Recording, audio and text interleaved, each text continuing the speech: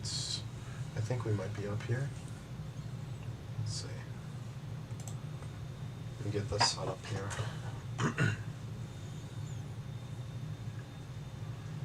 Alright, cool. Make sure it is 100% good to go. Alright, looks like I got it set up here.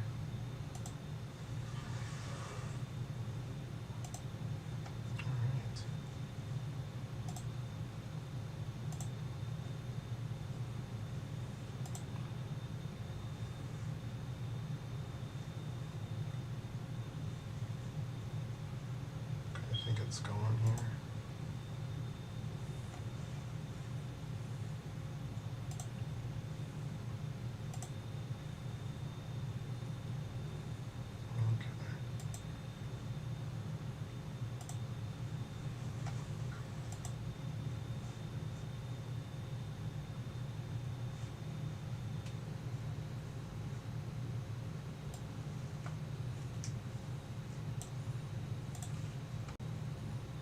Alright, I think everything is good to go.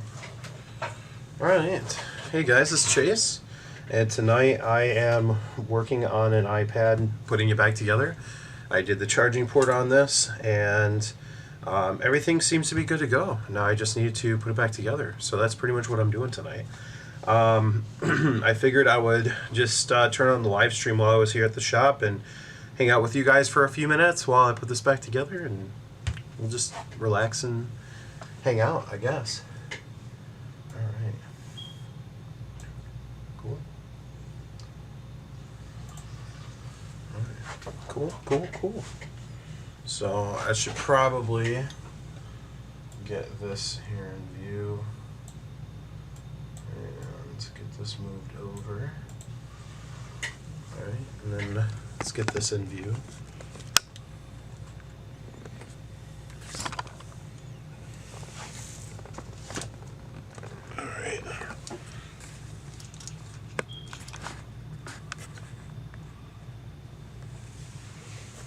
Alright.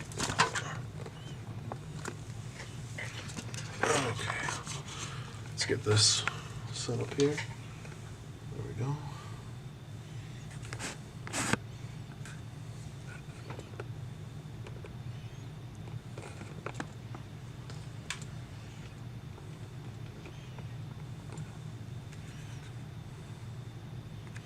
Alright. Well, it looks like we're good here. So, right,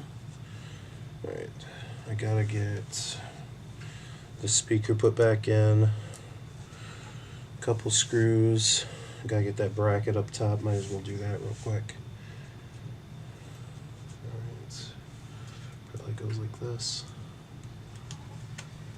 Bingo was his name, oh, maybe. There we go.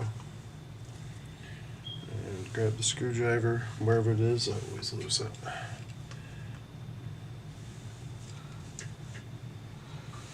Jose, what's up, buddy?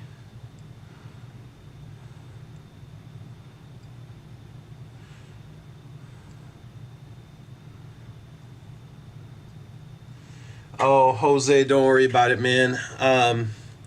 You know what? Everybody makes mistakes, and I wouldn't even sweat it, man. You can do it, man. Just start posting. You got this. I will definitely be your first subscriber.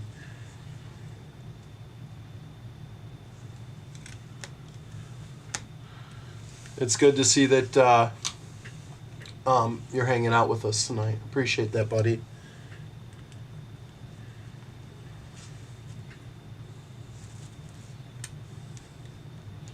There we go. That's together.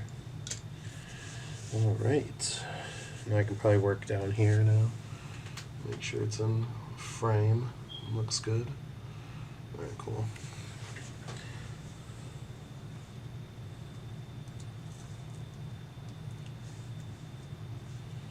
Alright, cool. I'm going around like that.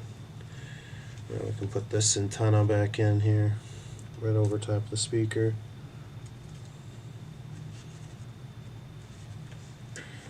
Alright. And we got a couple screws here. Got 3 screws here. Cool, 2 long screws. I think that's accurate. Cool. We are good.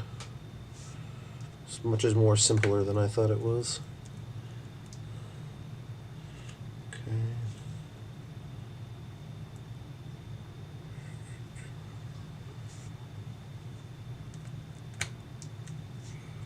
Okay, I might be missing something here. Where is that? Okay, so I got those 3 screws for that. I got a long screw that goes here, so let me put that there.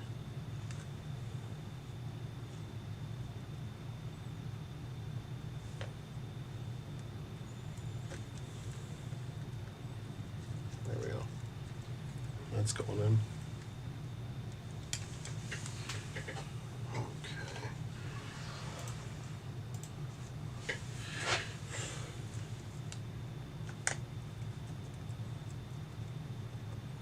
Of course, I always put a screw in a spot where it doesn't go. Why do I do that? Why? Okay, so I got 2 tiny screws that probably go right here. Is that right? No, not at all. Why in the world are they not going there? So that obviously has a screw that goes in it. What in the world, man? Why do I always live stream something that I cannot remember how it goes back together? It always seems to be my thing. Yeah, so we're working on an iPad 6, and I absolutely hate working on iPads. I really despise them, especially where the LCD is separate from the glass, even though it's really, really good because if you break the glass, you can just replace just the glass as long as the LCD is fine. But I did one of those just the other day, and it's just not fun at all. Alright.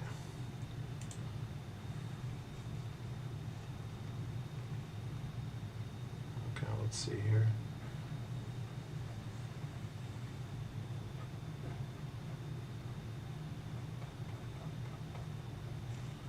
I have to go back and look at the iFixit guide. Why is... Okay. Let's see here. How are you guys doing tonight?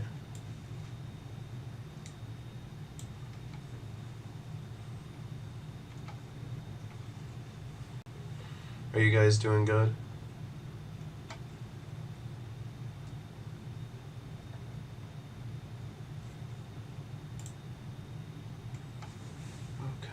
Let's see here.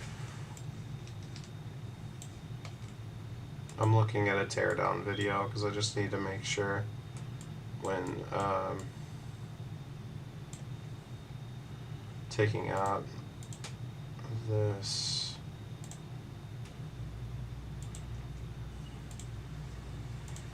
I just need to make sure I'm not messing anything up when I put this thing back in. Okay.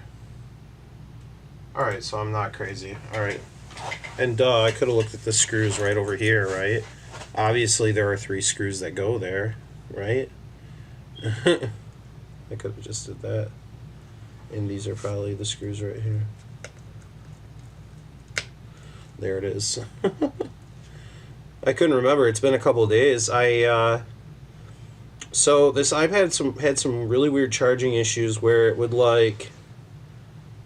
it would turn on and well, okay, so let me start from the top. So it came in because it would not turn on. So when I tested it, it charged at 2.5 amps or about 2.2 amps, which is pretty normal. This screw has some adhesive in the head, so it's kind of hard to get this on my screwdriver. But anyway, so the iPad would show the battery flat symbol, and it would show like it's charging, but it would never turn on. So originally I changed the battery, and once I changed the battery, it was all good and turning on and charging. And then the customer said it had some weird issues where it was not turning on or not charging. It would say it would have it would have something on the screen that says unlock the iPad to use this accessory. And well, quite frankly, that's not good. It should just plug in and charge, right? So the charging port had like one pin on the very, very far right that was like kind of pushed down. So I went ahead and changed the charging port. And doing charging ports on iPads is not for the faint of heart. If you've never done micro soldering, I would not attempt it. Unless you are experienced, definitely don't do it as your first job. But yeah, so I changed the charging port on it, and all is well now. Now everything works and charges fine, and seems to be no issue. So we'll test it for another day and make sure it's good to go, and then let the customer know, and we should be good here. So that's basically what's been going on, I guess, as far as this tablet goes. But yeah. So how have you guys been doing? Let's get this taken care of here. Looks like we got this one on top of this one. This one goes down first, looks like. And then we got this one. There we go. Bingo.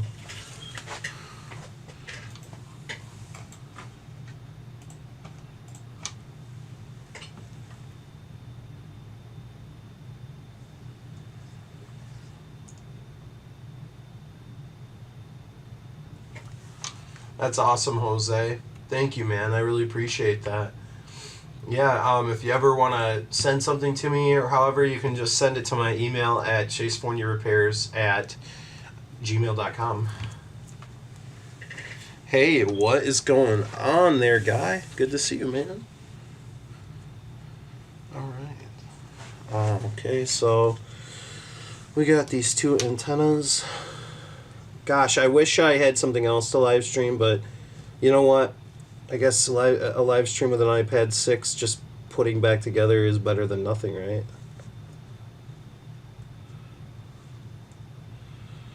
And I'm not super experienced with iPads. Like, I've done TriStar chips on these. I've, did the charging port.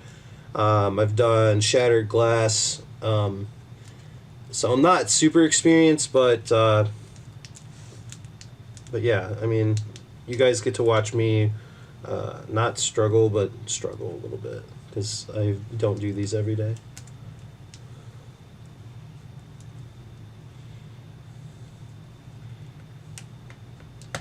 Okay, cool. I'm good with that. Whatever. That's fine. Alright, cool. So that's all in. That looks good. Alright. Those are connected properly. Alright, that's good, that's good, that's good. These are all good. Alright, cool. So yeah, looks like we have the screen left to do. Looks like that's about it. Fan spin. Yeah, we're gonna watch this iPad's fan spin, and then it's good to go again, guys. I wish. Alright. Let's grab the glass. I already have the home button installed on this. And Touch ID works, which is great. So we still got the battery disconnected here. Go ahead and connect this up real quick.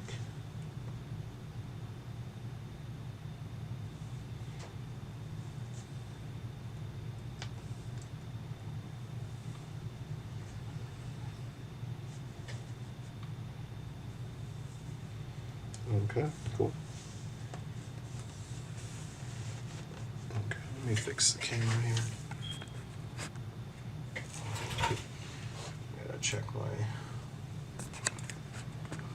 setup here. Alright, there we go. Alright, it's good now. Cool. Alright, now we can put on the LCD. So the LCD connects from the back side. Oh no, we gotta do the connections for touch first. My bad. Alright. And I wanna kind of press this ribbon cable up too. It has an adhesive on it.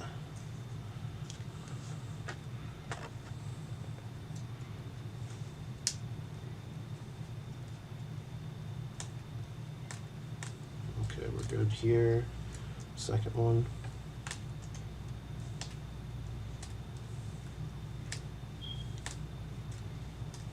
Done. Alright, now got touch connected, that's good. Alright.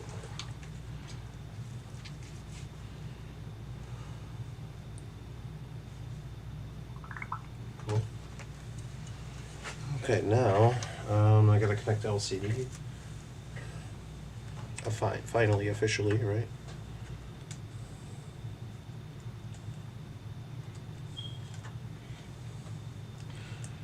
Do any one of you guys actually enjoy working on iPads, like, at all, in general? Okay, can you guys see the LCD here? Probably. Alright, I'm gonna put the screw in for the battery.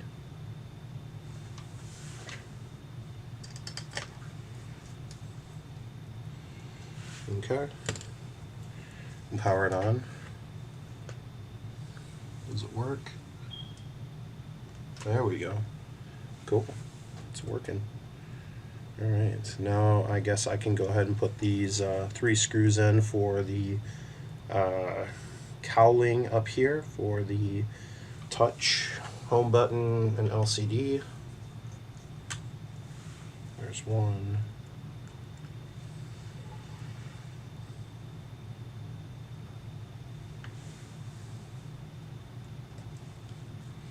And 2.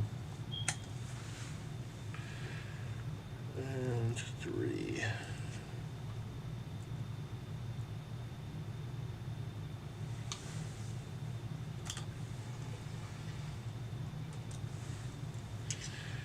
Okay, I can lift up the LCD and set it where it needs to go.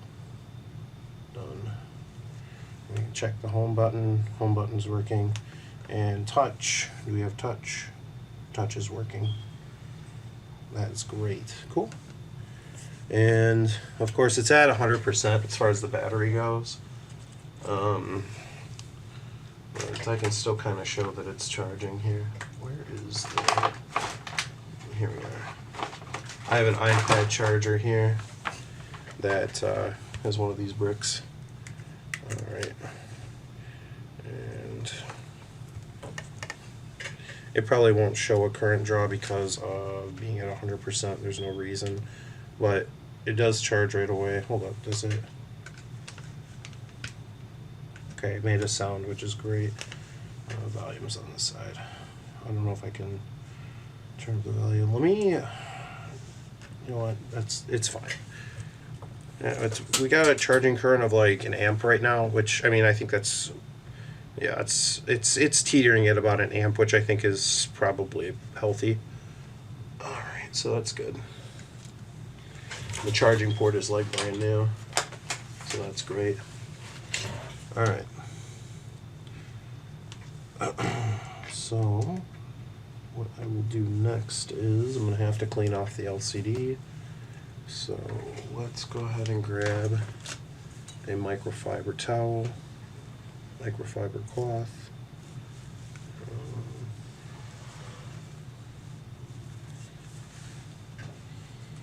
Just kind of wipe it down here.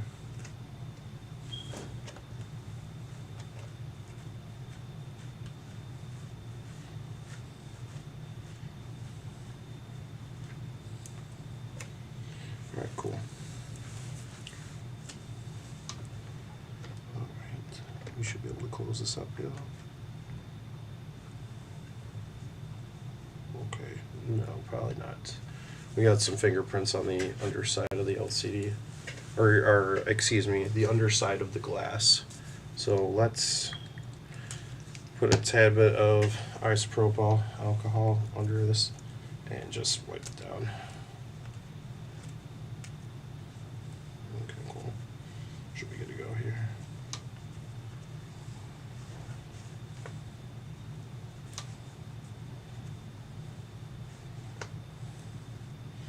Cool. Alright, awesome. Should be able to just put the glass down now, hopefully. Make sure on this one side where those ribbon cables are at.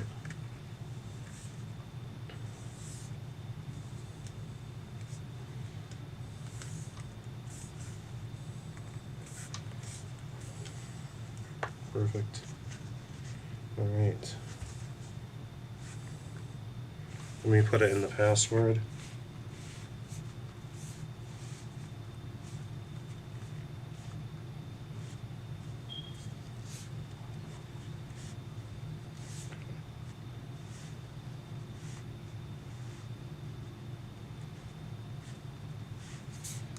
Okay, you know what? I'm gonna probably put some glue around this instead. Some B7000 because this adhesive is not going to be good enough for this. So let me test touch up here. And touch is working down here, but not up there. Okay. All right. Okay then. All right. Maybe I just don't have touch connected all the way or something. Could be, right?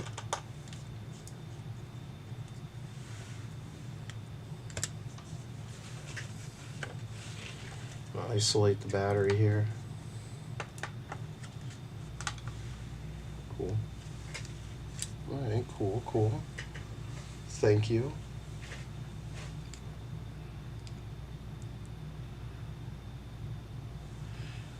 IPA has never worked for me there. I used Winded or cheap dollar brand that goes a long way. Are you talking about like Windex, Jose? You know, like window cleaner almost? IPA seems to work for me every time. I'm using 91%, even though I should probably use 99.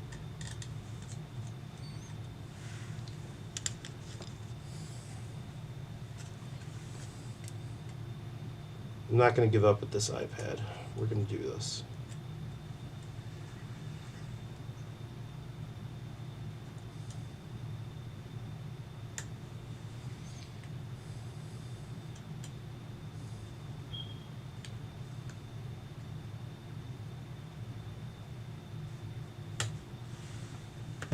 I'm not a huge fan how the bracket is like attached to the ribbon cable. Almost kind of annoys me a little bit. Alright, why is touch not working? Let me disconnect and reconnect, you know? Check the ribbon cables. Make sure everything is 100% out, you know?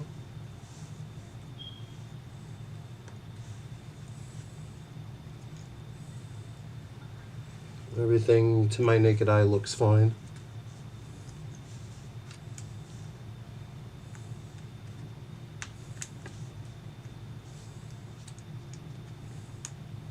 Okay. Reconnect it. Let's connect the LCD again.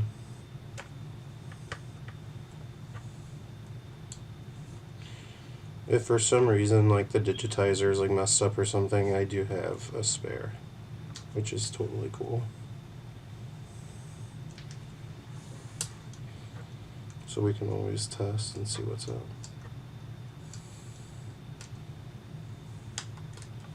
Okay. Let's just hold the battery connection down and turn it on. There it is. Oh, no, I let go of the battery connection. I'm just going to put the screw in because might as well do that. Instead of holding it down the whole time and then trying to test touch while holding up the LCD and just be a mess, right? Okay. Okay, let's power it up. Test touch again. I put some B7000 glue around the edge.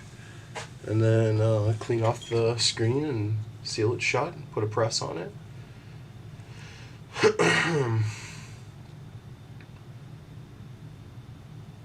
Oh yeah, I couldn't really imagine how fast the IPA dries up with that Florida heat. Oh my goodness.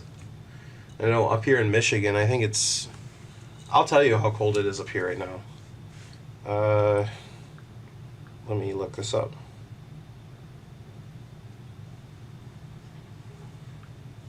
It is 40 degrees outside. 40 degrees Fahrenheit. All right, does touch work? Yay, touch works again. Would you know? All right.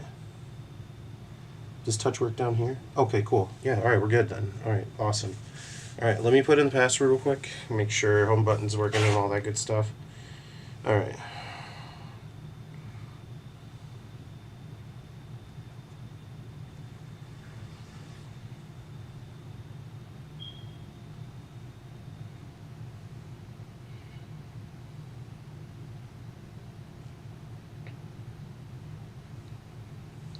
I was really close. I'm trying to be accurate with this.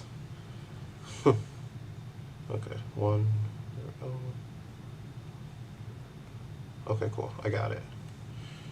And let me set up Touch ID just so it's easier here. Okay. That way I can just take care of it like that. Alright, I'm gonna probably move you guys over here, probably. Hold on. Let me move you guys over yonder here.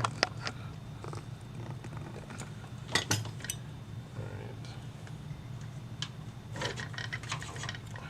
Okay. There we go. I absolutely love using the microscope to hold up like the iPad screen while working on it. It just is so nice, right? Alright. So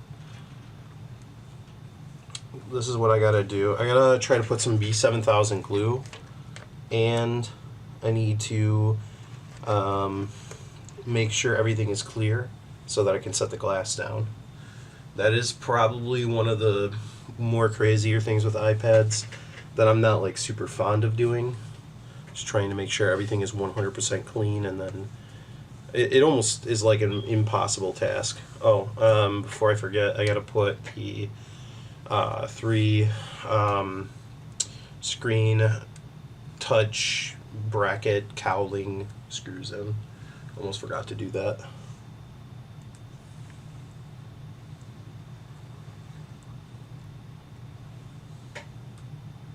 I'm doing this left-handed, which is so unnatural for me. Okay, there's one.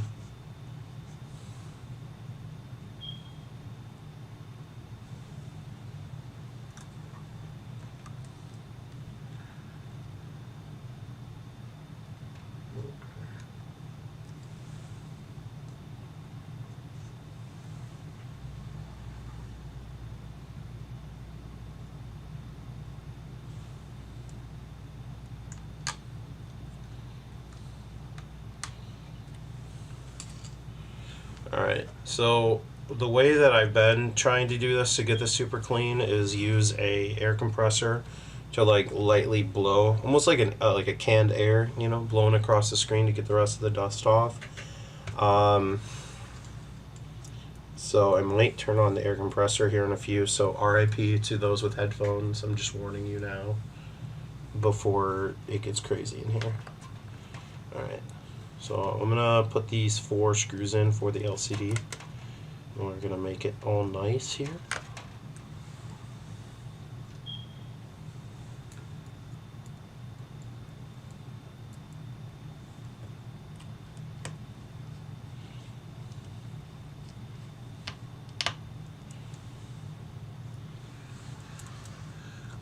I was just gonna say, I guess like you can kind of always treat my live streams as like a Q&A. If you guys ever have questions or anything like that about what's going on with the channel, or you know, the shop, or me in general, you guys can always feel free to ask. I kind of feel like I would just rather, you know, be able to, or if you guys have a topic or question or whatever, I can kind of like, you know, bounce off of you guys, and we can kind of move forward that way. It'll be fun. Alright, I'm gonna grab that air. So If you guys want to turn down the volume for a few minutes, it probably would be best. I'm not sure if it has air in it already. If it does, that'd be great, and it does not, so that's fine. All right, guys, turn down your volumes. It's just a warning. 3, 2, 1. Oh, that it's unplugged. That was anticlimactic. Okay, 3, 2, 1.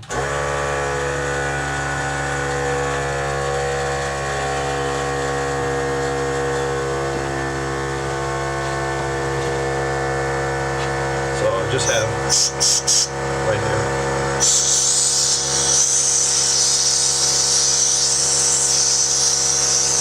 Dude, this works so well.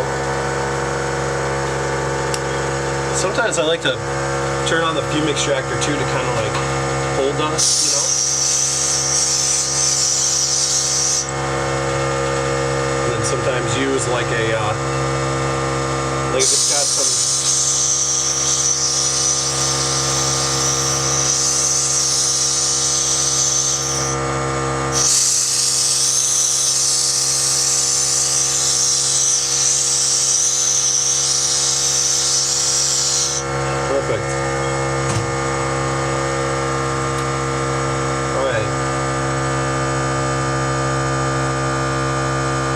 Put some B7000 glue on,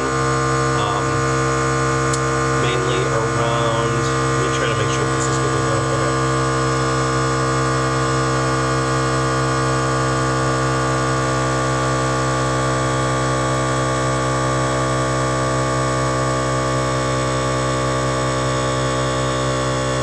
That way.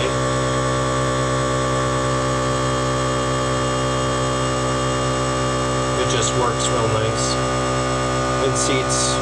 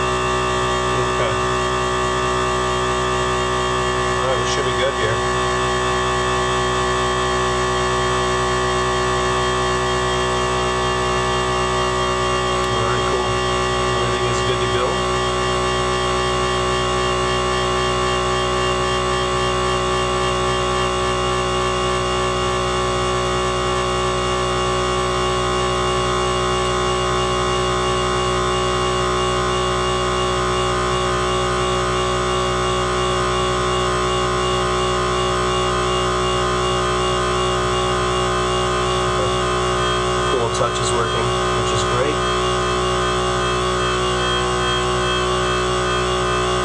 Okay, cool.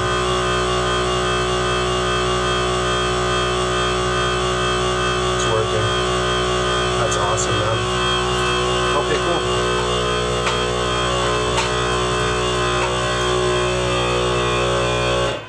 cool. Okay, compressed air, I don't need you anymore. You did your job here tonight. I didn't realize my solder wick fell on the ground. Alright.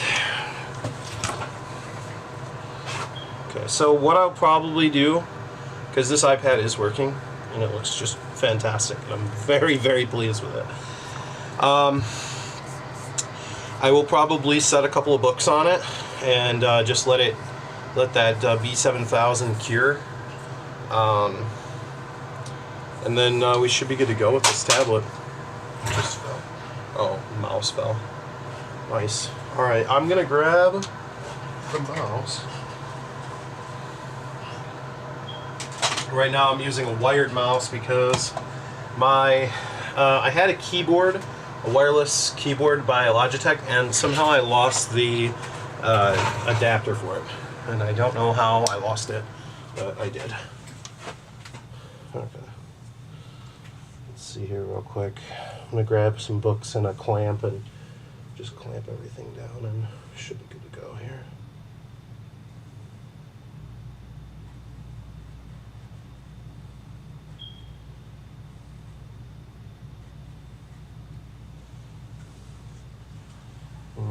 Cool. Cool, cool, cool. Okay. I just need to find a place that I can clamp it to and a book to put on it. So a couple books to put on it.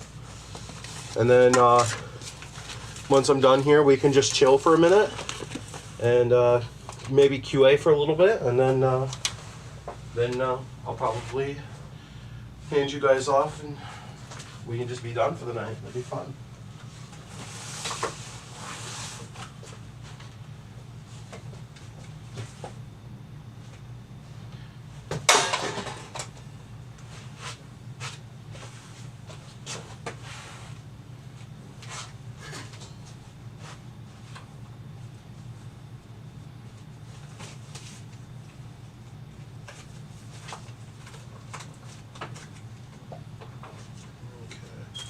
Let me get this taken care of here. Move it out the way. We should be good here.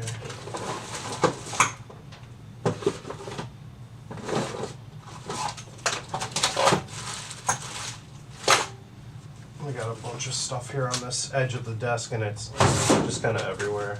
There's not a lot of space for everything. All right, cool. Grab our clamp. We should be good to go.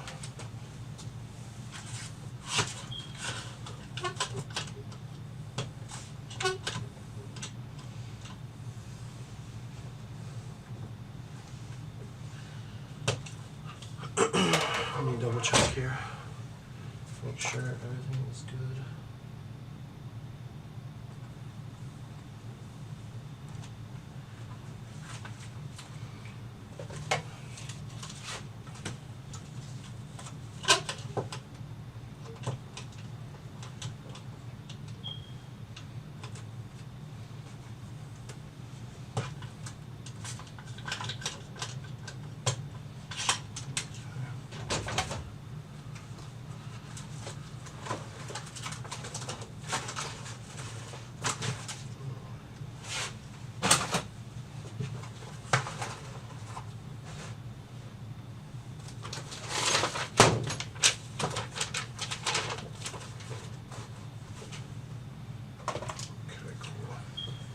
I'm just getting this set up here with a clamp. It should be good here.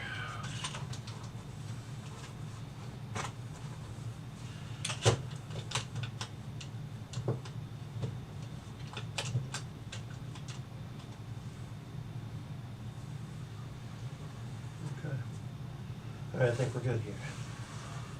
Let's clamp down properly.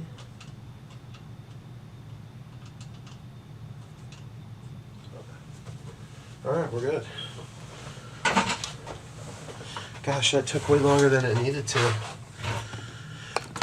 Alright. Let's try to get this camera reset up here. Okay. You know what? I'm going to move the camera so I can kind of read the chat and see you guys at the same time. Hopefully it'll work.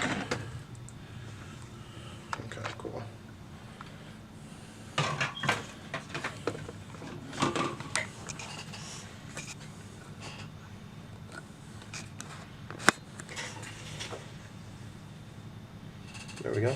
Cool. All right, so the iPad is good for now. The B7000 glue is now like drying or curing. My good friend Logan actually turned me on to B7000. He was the one that was very influential in the iPad repairs for me, giving me some pointers. I had this weird issue with an iPad where I couldn't get the home button to click, even though I had that metal bracket that goes over top of it. And he was like, Chase, there's a little black piece that goes on top of the home button that basically centers it to click. That wasn't there. And I was like, so I harvested a new like black plastic piece from another iPad, like another screen, like a part screen that comes with the button, but it doesn't have Touch ID. Harvest it from that and then put it in the iPad, and it worked just fine. So B7000 the glue on that, and it was good to go. I did an iPad the one I was talking about with the glass that was shattered. I mean, literally, the glass on this thing. Let me see if I can find a picture of it. The glass was so shattered. And the thing about it is, it's not like an iPhone screen where there's like a bracket all the way around, and so like when you pull it up, the whole screen comes up. The iPad, it's literally just shards of glass glued in place, and you have to move like all of the shards of glass. It's terrible. Let me see if I can find that picture. Okay.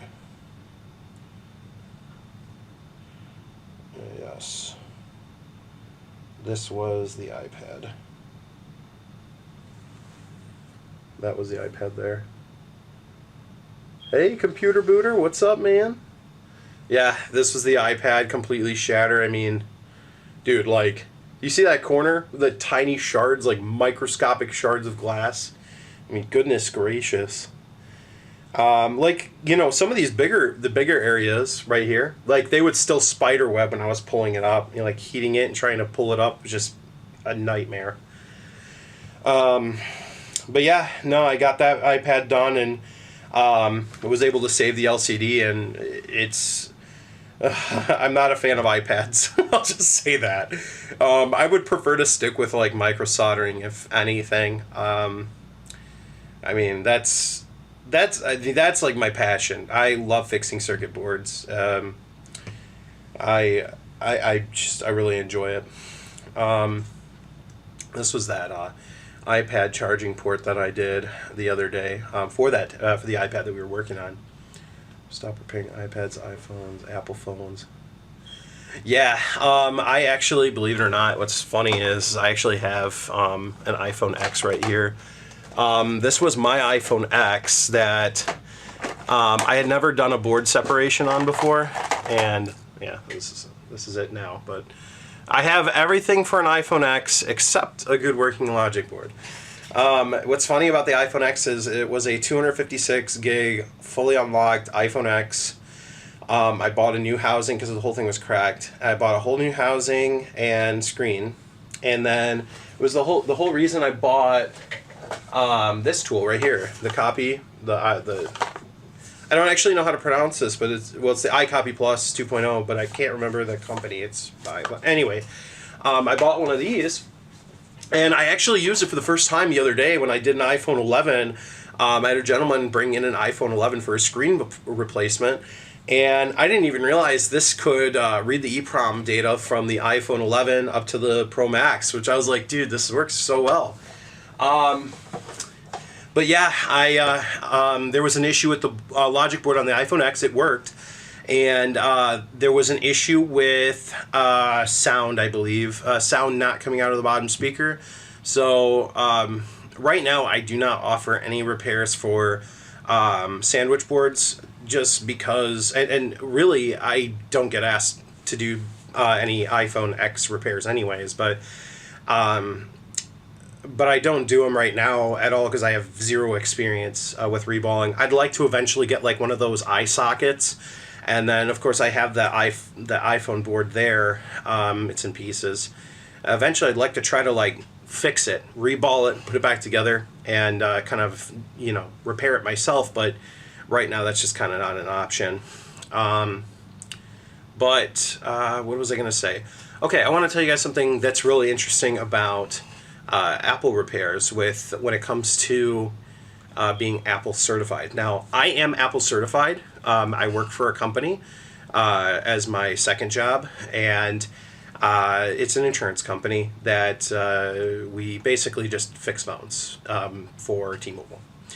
We're contracted to T-Mobile, and that's pretty much my day job.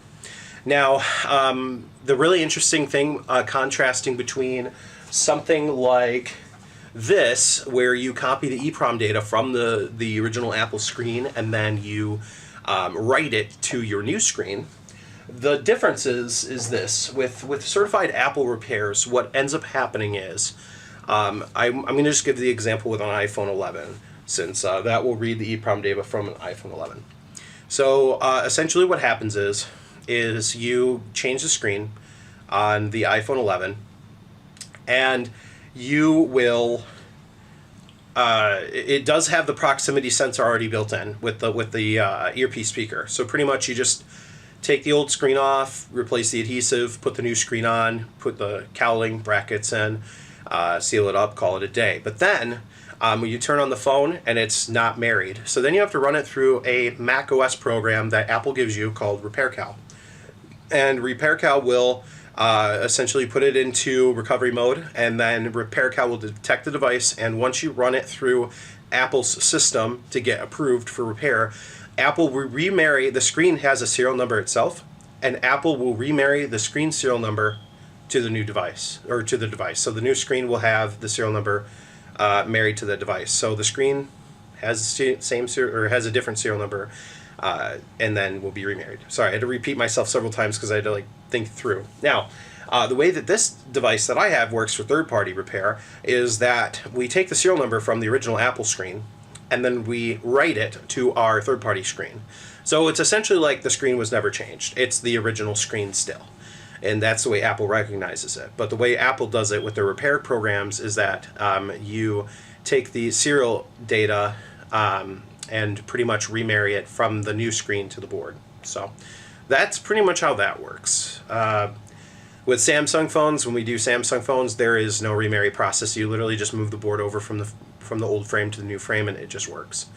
The sad thing about, I wouldn't say the sad thing, but the thing about my job that I guess I'm kind of sad about is there is no soldering at all. Pretty much it's like you replace a screen or a battery, and that's basically it. There's nothing else to do. You know, I don't get to do any fancy soldering. It kind of makes me sad. But yeah, eventually I want to be able to grow this business where I'm doing this full time. Like, I would love to do that full time. I would love to, whether it's, I mean, in reality, I guess my idea is I feel like I have to do more phones and more iPads as I'm taking in more laptops and trying to take in graphics cards and take in, I mean, I've been trying to advertise a lot lately, just in my local area, and it's kind of, business is kind of just up and down. It's not really steady or solid. It's kind of, it'll be feast or famine, like straight up feast or famine. You know, I guess I had been talked to a little bit about calling different pawn shops and calling different cell phone repair shops and offering our services, and I guess I haven't reached out because I've gotten burned a couple of times from other repair shops in the past, and so I don't know if I want to do it. I'm willing to offer different services for sure, but I guess for myself right now, I don't know if I'm going to stick to offering anything at this. I guess the way to say it is me reaching out. If they reach out to me, I'll definitely probably work something out. But working out to other people, I don't know. That's kind of how I've been for right now. I have that to test on Apple fixing my screen, and when I got it back connected to the 3U tools. Oh, that's very interesting, Jose. Apple doesn't waste any time, man, when it comes to third-party repair. Apple is, like, ridiculous. I'll just be honest with you straight up. Like, they're literally, like, Apple literally is, like, makes 100% sure that everything goes through. Like, okay, I'll tell you this. This is very interesting. So if you get a third-party screen repaired and you don't change the serial number, like with that device, Apple will actually look at it and basically say, hold on, I'm trying to move my my thing over here, my little window on the computer. So anyways, Apple will literally reject a repair if it thinks that the phone has been opened before. We run it through a diagnostic, and if the diagnostic says that it is been opened, then, or if it does not see the screen serial number, it will not allow me to fix the phone. Even if I have the screen and everything, Apple basically has to authorize me to do it. Even though I'm certified, Apple still has to authorize the repair. Not a big fan of it. I do like to use 3U Tools when I do get a chance. 3U Tools is probably one of the best programs for iOS devices that I've ever seen in my life. I've been into jailbreaking and iPhones in general for... okay, I'll say this. I started early 2011. So the latest iOS version, when I got started into electronics, it actually started really... Gosh. Well, I'll have to go back, but with the iPod Touch, the latest iOS was 4.3.5, and back then the jailbreak was tethered, and you had to use Red Snow to tether jailbreak. And my first real-time attempting to jailbreak a device was an iPod Touch 2nd Gen on 4.2.1 with Green Poison, and when I'd seen the verbose boot where all the text goes across the screen, I totally thought I broke my iPod, and I was like, I'm out an iPod. My iPod doesn't work anymore. I'm like, oh, great. So, that did happen. But then I got into Cydia, and I was like, oh, okay, cool. So this is what a jailbroken iPod looks like, or a jailbroken device in general. So, that's pretty much how I got into jailbreaking with iPhones and iPads. Then shortly after that, I got an iPod Touch 4th generation, and jailbroke that. And then I remember when iOS 5 came out, and iOS 5.0.1 came out, and there was a jailbreak that came out with an untether, and I think it's the Corona untether, I think. Gosh, it was so long ago.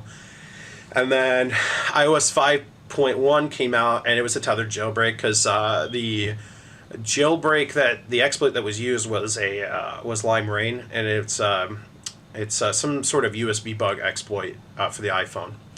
So yeah, pretty much the A4 processor was just pwned basically at the beginning, and just was pwned forever since then.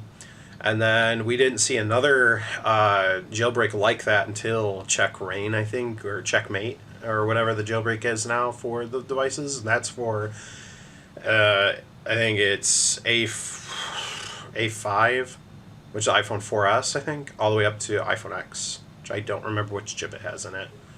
But yeah, I guess that's kind of the story on how I got into electronics. Mainly was jailbreaking. And then I got into the PS3. I got a PS3, and I joined a Call of Duty lobby that was modded, and I 100% just wanted to figure out how to run a jailbreak on a PS3. Let's see here. I have 5 or 6 iPad 2nd gens laying around perfect condition, just paperweights. Pope, are they like iCloud locked, or are they just bricked or broken? What's going on with them?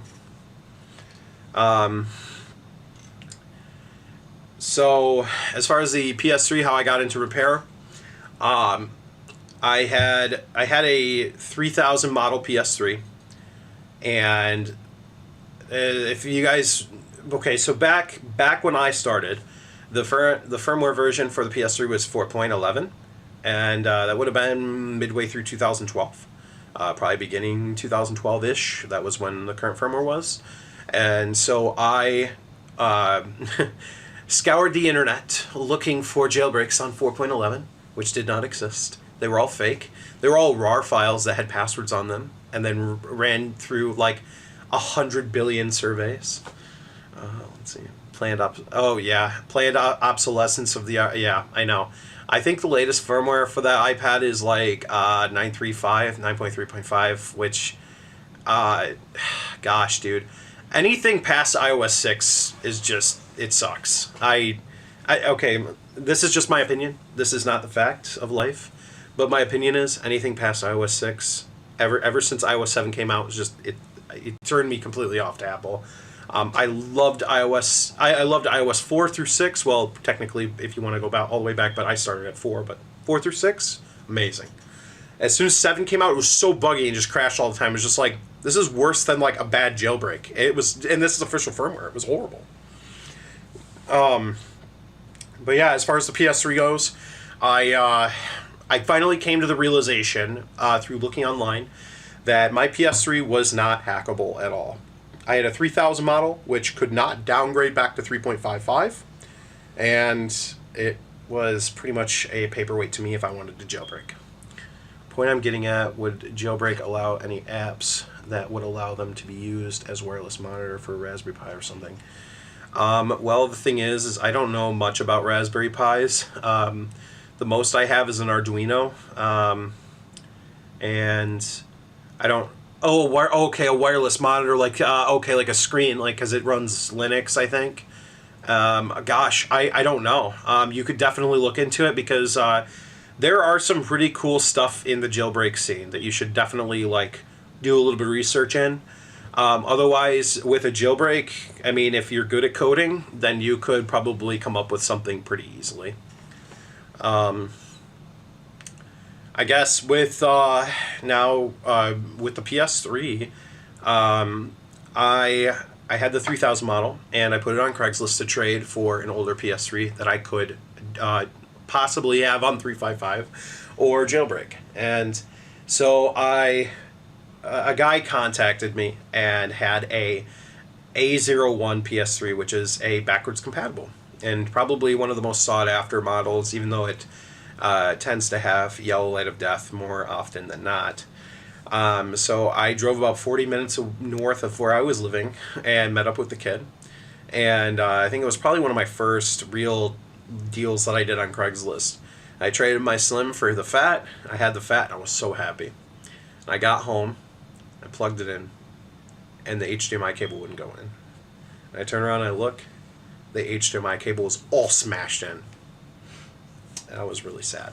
Now, I was obsessed with trying to find a 3.55 PS3. I wanted to jailbreak it so bad. So I could do World at War mods, like zombie mods. Like, that's what I wanted to do. And, hey baby, I love you. Hi Lexi, I love you. Well, Bo Barnaby, what's up, buddy? Good to see you. Yeah, so I eventually got a... I ended up buying two Yellow Light of Death PS3s, and they were like A and E01. And I never ended up fixing them, unfortunately. The GPUs had pretty much been killed in them from, people reflowing them or trying to reflow them.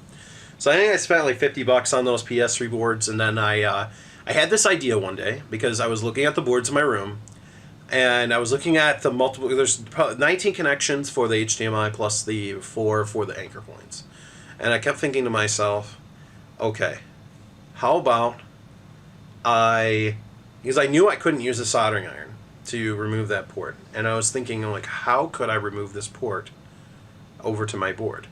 And I thought, we have a heat gun in the garage. So I went out to, I called my dad, and I said, Dad, you think that heat gun would work to remove the port from the old board and put it on my board? And he said, well, you give it a try. And I said, okay. So I took a pair of pliers and a heat gun, and I sat it off the side of something, and heated it up, and the solder flowed and came out just nice. And then I took my board and I took the old port off, and I heated it up again and pushed the new port in, and it worked. And that was my first experience with fixing a PlayStation 3. And then the addiction started. That's how it started. Now that PS3 never ended up getting jailbroken because if you guys know the scene with repairs and mods, the PS3 Fat Model A through G has two 128 megabyte NAND chips. And essentially you have to dump NAND 0 and NAND 1, combine them together, patch the dump, separate them, and then flash the patched NAND 0 and flash patched NAND 1. So it's a very complicated process, and you have to build your own flasher. I have built, I think, 2 of them, and I was successful in downgrading NAND PS3s about 3.5 years later. So how it all started was in May of 2013. I bought a PS3 Slim model 2501A that had a downgradable version of 3.40, and I bought an E3 flasher, and the rest is history. It took me about 7 tries of taking it apart, putting it back together, take it apart, put it back together, about 7 times, and finally got it seated right. For some reason, I had this idea that I had to have every screw and everything put back together perfectly for the E3 flasher to work, and that's how naive I was to electronics back in the day. So, yeah, that was that. So I finally got it downgraded, and I was on Rogero's 3.55 V7 or 3.3.7, which is the spoofed firmware version. Let's see here. I'm doing a PS3 at Frankie's now, taking for a PS3 RSX. Oh yeah, I actually saw that mod, that RSX mod that you can do. Gosh, man, you guys are so talented being able to reball those big chips. Oh my goodness. I've attempted reballing like a lot back in the day, and it is not for the faint of heart. I'll tell you that right now. You really got to have the right equipment to do it. Yeah. Oh, definitely, Bo. Definitely. And you helped me too, man. Dude, we made the scene awesome. Yeah, reballing is... I don't even do reballing. I'll do a reflow. I'll do reball of like tiny BGAs, like for iPhones and Nintendo Switches and stuff like that. Like I'll do that for like any day, but not the big chips. No. Maybe one day if I like had nothing but time and expendable money that I could just buy equipment and just do it, I would totally do it. But the problem with some of those chips, I think it's not the actual balls that are cracking, but the substrate that gets disconnected in the chip. Like the MacBook 2011 that had that issue, and probably the Xbox 360 too. I think the PS3 had the same type of issue. Along with the NEC token capacitor issue, I think. I'm pretty sure. But yeah. I started my journey into the PS3 world, and I pretty much started I would buy PS3s broken and fiddle with them and get the disk drives working, replace the hard drives, and downgrade them and then resell them and buy them broken, fix them, mod them, resell them, that type of thing. And then I got into 360, and yeah, Bo, I remember, man, doing your JTAG. Was it a Zephyr board that I did? It was so long ago. I've JTagged probably 3 or 4 Zephyrs and maybe 3 or 4 Xenons ever. I've JTagged more Xboxes than, I've RGH'd more Xboxes than JTagged because it's hard to find something below 7371. Yeah, you know what's funny is my good friend Matthew actually showed me RGH3. He sent me a link, and I was like, dude, like, I've soldered in at least a few hundred mod chips, like, no lie. Probably between Cool Runner chips and Ace V3 chips. I've soldered in so many chips, it's ridiculous. That's actually how I got, like, really into soldering. I got my first soldering iron in 2010 for my 14th birthday. My dad gave me his old Hakko 936, which is like what the Chinese irons are now like modeled after today. Dude, wait, hold on. Let's see here. I gotta read the chat. I'm sorry, guys. Wow. Hey, Bo, is your Zephyr JTAG still working? Jeez.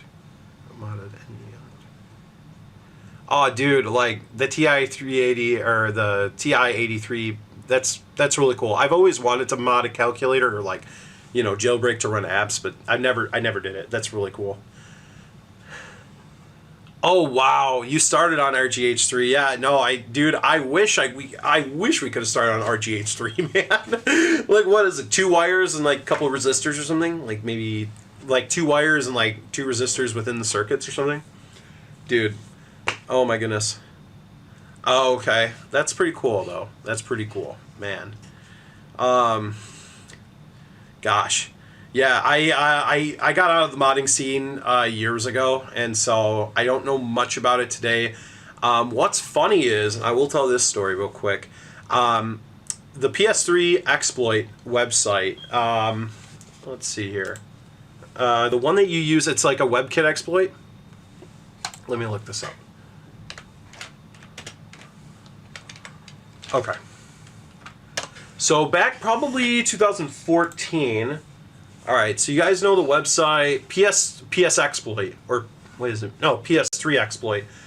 One of the guys here that helped do the do the website and the exploit and all this, or putting this all together. One of those guys I actually taught how to downgrade the PS3 correctly, because for some reason he could not use his E3 flasher, it just would not work. So he called me up one day and he said, hey, will you teach me how to do it? And I said yes.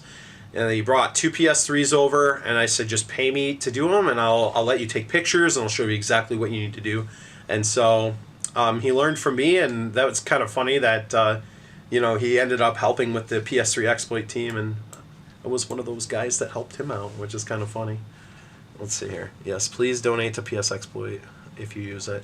No one donated, and it's $300 for 3 years to keep it alive. I donated 50. Yeah, for sure, dude. Gosh, dude. Here's the deal with the PS3 Exploit website. Or I'm guessing. I actually don't know. I'm just gonna say this. Maybe you could maybe we could download it and host it on like a Pi or something, or and then use it like that, maybe, or like the way that they're doing with the PS4 nowadays with that one ESP32 chip or something. And then like run the exploit that way, like how they're doing with the PS4 on 9.0. I do know a little bit about that.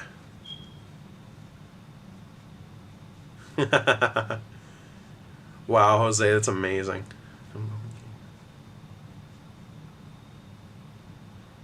What is the RECV PC fan remake?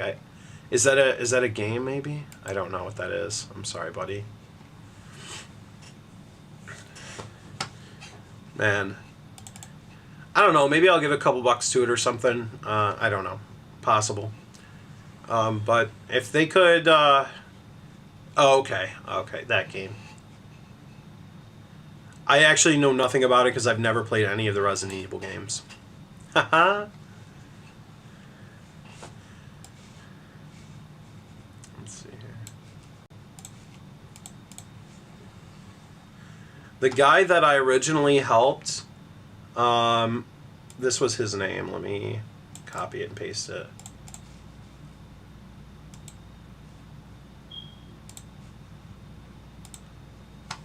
I'm sorry, computer booter. I'm sorry I had to offend you. I'm sorry. I can't help. Nah, I've never played any of them. The games that I really enjoy playing is like I like first-person shooters, but I also like Minecraft and like games like that. I'm a very simple person. What was funny is back in the day when I used to work on consoles like 24/7, is I would fix consoles more than I would actually play them. So I would like load them up with like a GTA 5 or like a GTA 5 mod or something.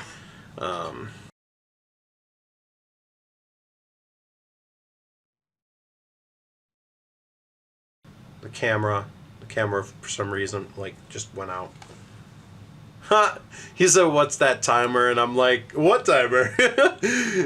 My camera, I've got it. There are things that I need to set on this camera. It's got an auto shut off on it, and I gotta take care of that. But tonight's not that night. Oh man. Oh dude, okay, yeah, dumping CIDs, man. That was like, I would like if a board was not fixable, I would literally just desolder the NOR chip, and then I had an E3 flasher that I soldered a USB connector with a regulator on, and I would literally just clip it to my table, dump the NOR flash, and then put it in a program to grab the console ID for it, because we used to sell the console IDs for the PS3 is so that you could take your jailbroken PS3 back online if it got banned. And then once that CID got banned, you'd have to go buy another one. So that's, I've probably dumped, gosh, I used to have like a huge container full of NOR chips for the PS3 because I would literally just desolder them and then dump them and then throw the chip in the drawer. That happened all the time, man. Wow, that's hilarious. All right. Well, I'll hang out for like 15 more minutes, and then I'll probably head out of here, guys. So if you guys have any more questions for me, topics.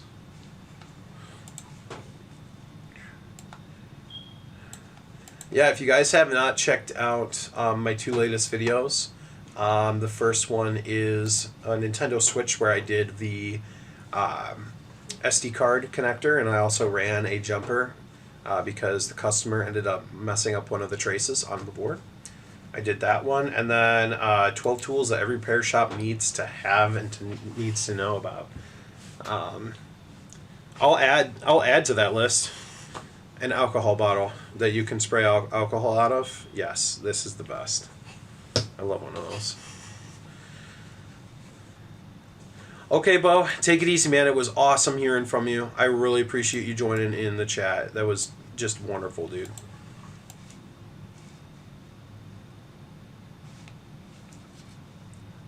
All right. Let's see here real quick.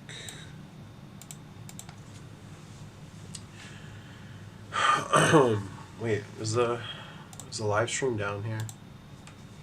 Hold up. Yeah, something's wrong with the live stream, and I don't know why.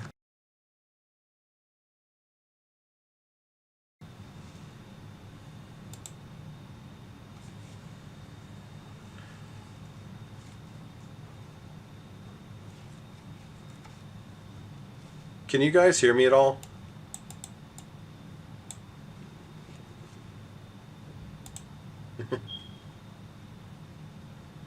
That is so strange. Can you guys still hear me? Maybe, maybe not. That's so strange. I'm gonna have to try to work with this live stream. This is terrible. Oh my gosh, that's so funny though, guys.